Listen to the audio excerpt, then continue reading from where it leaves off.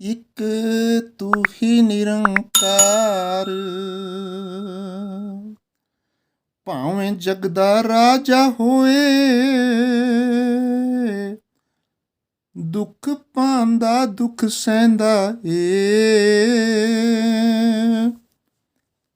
ਰਮੇ ਰਾਮ ਨੂੰ ਜਾਣਨ ਵਾਲਾ, ਹਰਦਮ ਸੁਖ ਵਿੱਚ ਰਹਿੰਦਾ ਏ। ਲੱਖਾਂ ਅਤੇ ਕਰੋੜਾਂ ਬੰਧਨ ਜੀਵਨ ਨੂੰ ਚੱਟ ਜਾਂਦੇ ਨੇ, ਨਾਮ ਗੁਰੂ ਦਾ ਜੇ ਕਰ ਲਈਏ,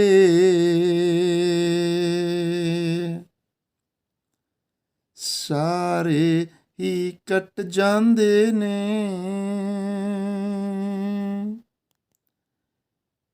ਇਸ ਦੁਨੀਆ ਦੀ ਰੰਗ ਬਿਰੰਗੀ ਐਸ ਬੁਝਾਂਦੀ ਪਿਆਸ ਨਹੀਂ, ਨਾਮ ਹਰੀ ਦਾ ਜੇ ਕਰ ਲਈਏ, ਰਹਿਣ ਦੀ ਪਿਆਸ ਤਰਾਸ ਨਹੀਂ।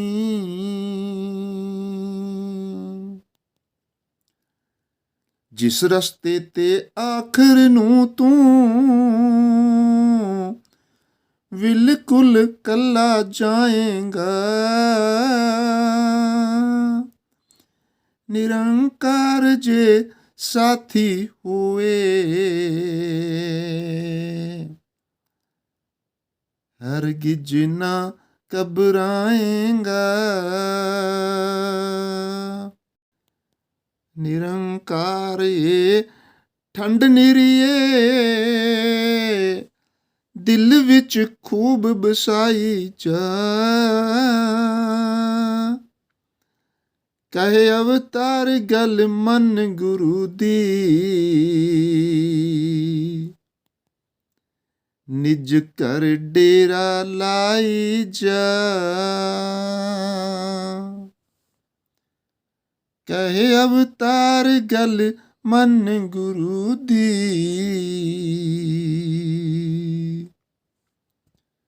ਨਿਜ ਘਰ ਡੇਰਾ लाई जा।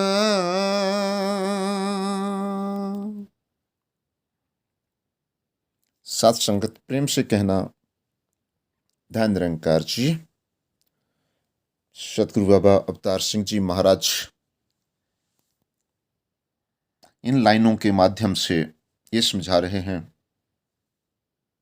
कि ਭਾਵੇਂ ਜਗਦਾ ਰਾਜਾ ਹੋਏ, ਦੁੱਖ ਪਾਂਦਾ ਦੁੱਖ ਸਹਿੰਦਾ ਏ, ਰਮੇ ਰਾਮ ਨੂੰ ਜਾਣਨ ਵਾਲਾ हर दम सुख बिच रहता है। साथ संगत कि इस धराधाम पर आकर जब मानस तन में मनुष्य आता है तो फिर बेशक वो कुल दुनिया का राजा बन जाए। जिस प्रकार सिकंदर बादशाह जब इस धरती से जाने लगे तो जाते जाते एक मैसेज देंगे कि मेरे दोनों हाथ कफन से बाहर निकाल देना, ताकि दुनिया को ये पता चले कि मैं भी खाली जा रहा हूँ।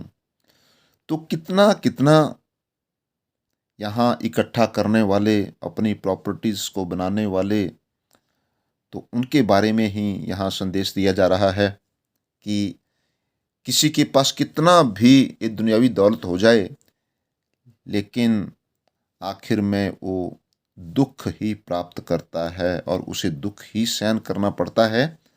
रमे राम नू जानन वाला हर दम सुख बिच रहता है।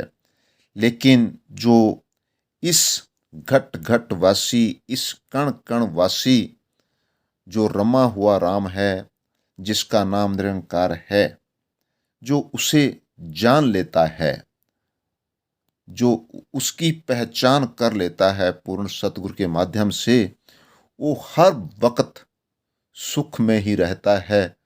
जिस प्रकार संत कबीर जी एक घास फूस की झोंपड़ी में रह रहे हैं, लेकिन वहाँ भी वो आनंद मान रहे हैं, सुख मान रहे हैं।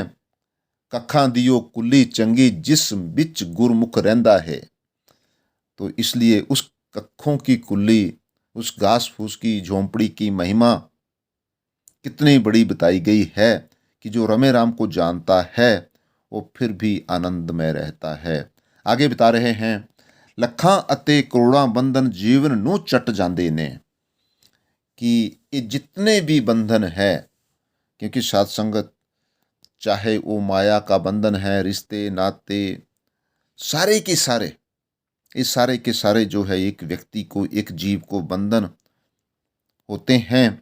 और ये जो मनुष्य रूप में जितना भी समय धरती पर प्राप्त करने के लिए मालिक की कृपा से मिला होता है, ये हमारा इन बंधनों की वजह से खत्म हो जाता है और आखिरकार हम खाली हाथ लौट जाते हैं।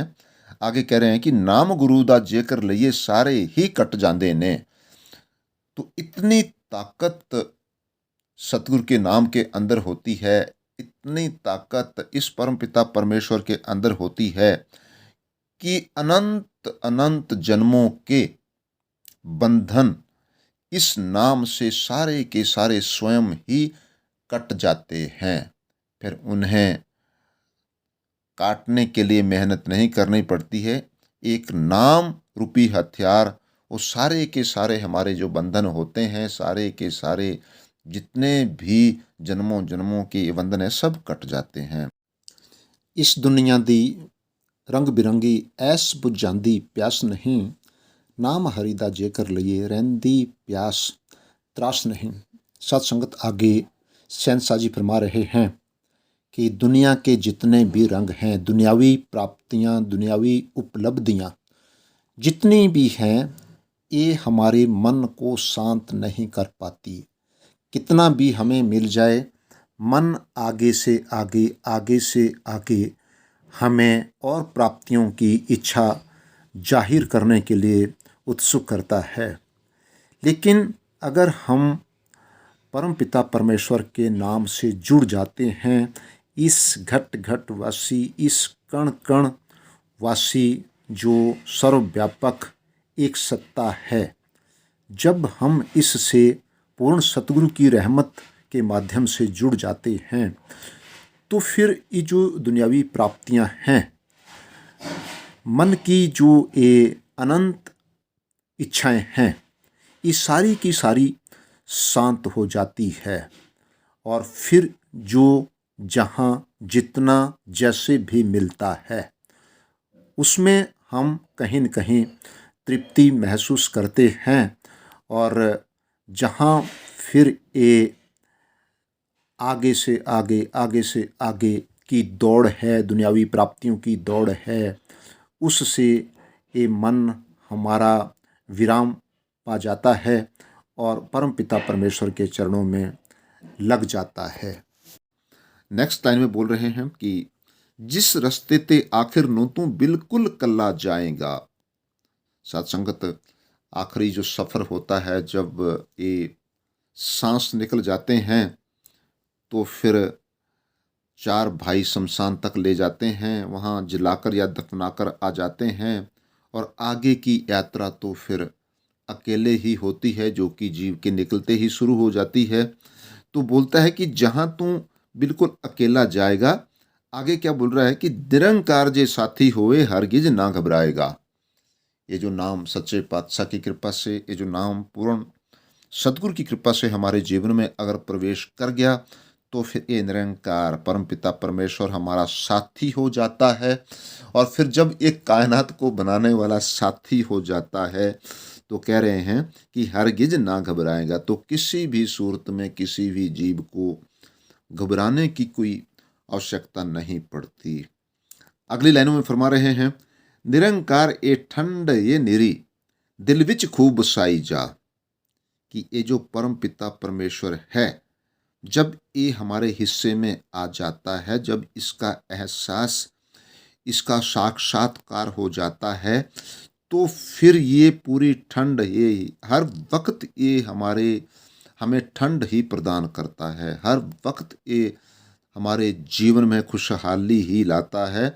इसलिए बोलते हैं कि इसे दिल विच खूब बसाई जा। बस इसका वासा हर वक्त उठते बैठते चलते फिरते स्वासी स्वासी सिमरो गोविंद मन अंतर की उतरे चिंद। तो फिर ऐसी अवस्था बना ले, ये सतगुरु कह रहे हैं। अवतार कहे गल मन गुरु दी, निज घर डेरा लाई जा। अब यहाँ जो ये लाइन कही गई है कि जैसे ही हम गुरु की बात मान लेते हैं, बाबा जी समझा रहे हैं, निज घर कहा गया है इस परम धाम को, इस परम पिता परमेश्वर को, जो कि एक जीव का वास्तविक घर होता है जहाँ से ये बिछुड़ा होता है। तो यहाँ ये कहा जा रहा है कि यहाँ पर वननेस, यहाँ पर एकमिक की अवस्था, यहाँ पर स्वयं को खत्म करने की अवस्था, यहाँ पर मैं मेरी के मान खत्म करने की अवस्था बनानी होती है। तो निज घर डेरा लाई जाओ। जितना जितना हम मैं मेरी से बाहर निकलते हैं, उतना ही तू में समा जाते हैं। तू तू करते तू भैया मुझ में रही ना हूँ, अब आपा मन का मिट गया, जित देखूं तित तू। फिर ये अवस्था बन जाती है। तो यही समझाने के लिए हमें ये लाइनें बताई गई है।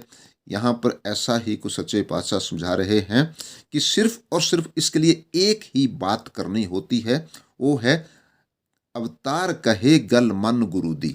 सिर्फ अपने सतगुरु की बात को मानना होता है। जैसे जैसे फिर सतगुरु कह रहे होते हैं, वैसे वैसे जीवन जीना होता है, और स्वतः ही वो फिर जीते जी ही वो अवस्था व्यक्ति की बन जाती है। तो साथ संगत, इसलिए ये जो लाइनें कही है, कहीं न कहीं चिंतन, कहीं न कहीं मनन करने की आवश्यकता है, और इन पर चलने की आवश्यकता है। गुरु कहे जो बात, वो बात मानिए, और 6 को कहे 7 तो 7 मानिए। इसलिए यहाँ आखिरी लाइनों में यही बात कही है कि हमें सतगुरु की बात को मानना है और निज घर में वासा करना है। प्रेम से कहना, ध्यान निरंकार जी।